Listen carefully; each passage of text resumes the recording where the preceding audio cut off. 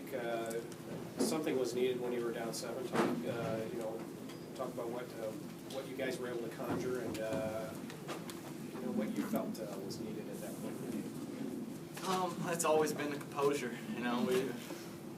We've been in some games, we've been up and down, been a roller coaster. Just got to stay with it, stick to the pace, stick to the game plan, lock in on our defenders. We had a couple mental lapses, but we fell down 7, and we just couldn't give up though. Coach got on us pretty good in the huddle. We knew we had to kind of look ourselves in the mirror and kind of tighten up a little bit, and we were able to do that and stick it in there. You spoke of composure, Jake. It's no secret. I mean, your career's winding down here. How much have you been determined to not let you guys just have a slip up here in the final few weeks of the season? Yeah, that's my #1 goal.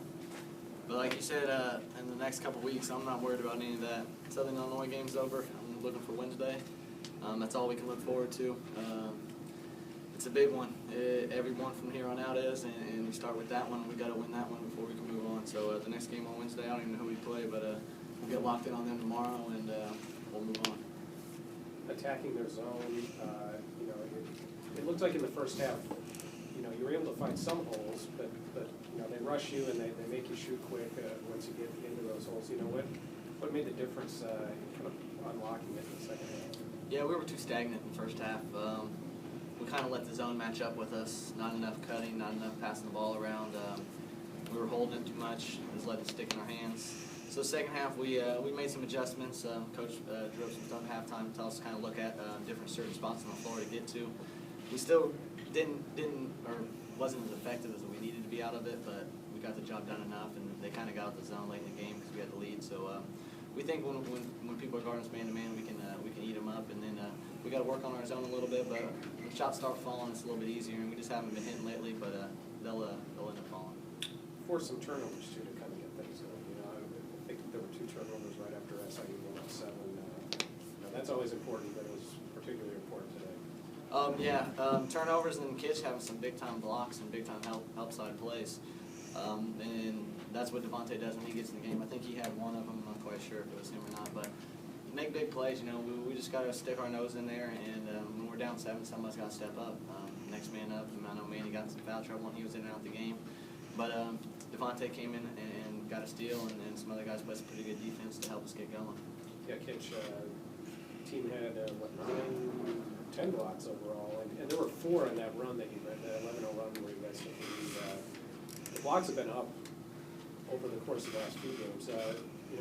Talk about it in reference to today's game, and then also just how you guys are standing your ground a little bit better down low and getting some opportunities to get some blocks. Yeah, I think it all just comes back to understanding our role. In the game today, it was just being a big-time helper, just in the paint, anywhere anybody came into the paint, that was our job, the 5 job, just to be big-time help and be down there eating anything up that came that way. And we kind of talked about just having an enforcer down there. We didn't really have one. We hadn't had one for the majority of the season, so that's kind of a role we've been talking about is getting an enforcer down there, just somebody to be big and alter shots down there. So that's just kind of something that I've been trying to improve on lately.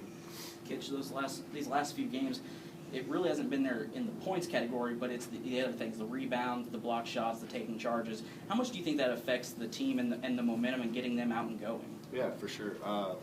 It's all within staying in my role, basically. We all know our roles on the team, and my role is to come in with energy and defense and be a big-time helper out there. And so that's just kind of what I do. I just kind of try to stay within my thing, and if I get a layup here and there, then great, I can help my team that way, but most of the time it's going to be with defense, it's going to be with rebounding, it's going to be with helping and taking charges, things like that, just the little things that the team needs me to do. Either one of you guys, you get to 20 wins, but you're not done yet. You're still hungry. Lansing said there's still work to do, but it's still nice to get 20 wins and keep moving forward with the season. Yeah, absolutely. Yeah,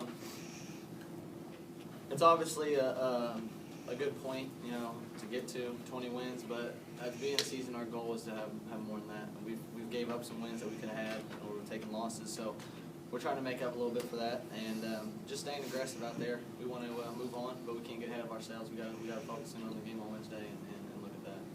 Jake, you had the hand one during that run, and it was on a pass from Jake where he attacked diagonally through away from the basket, through the lane, and through no look against his body to get you the end one. I mean, it was a great pass. You talk about receiving a pass like that and kind of knowing, I mean, obviously you have to be ready for something like that, but you know, just to get the ball and be able to convert off of something like that, you know, and it's part of playing with Jake, but you know, can you just talk about that? Yeah, it's something that I've had to work on a lot, just throughout my career here, my hands and being ready and being aware. Even midway through the season, I had some passes that I would mishandle or things like that. So you just got to be ready for them at all times. You know, you never know when it's going to come. You just got to be aware, ready, and have your hands ready at all times. And a lot of the credit goes to me and Coach Gates, our strength coach, have been doing a lot of hand and footwork stuff, and so a lot of credit goes there. But yeah, it's just about being ready at all times, basically having your hands ready, because you never know when you're going to get it. If you are, you're going to get in a good position to be able to score. Yeah, Jake, we talk about attack mode, and sometimes we talk about it in reference to your scoring, and that certainly was evident today, but, you know, talk about having these guys ready to be in attack mode for a pass like that, which, you know, just talk about how important it is for your teammates to be ready. Yeah, I miss him a lot of the times, and that's something I like to do. Like Kitch, he's the last few games, I've probably missed him 5 to 10 times in good positions, and I just go up to him after the play and let him know, hey, I see you down there, you know, keep being ready for it. I'm gonna get you the ball. And the one he made today, that catch and go, that's a big time. You know, that's a big time play.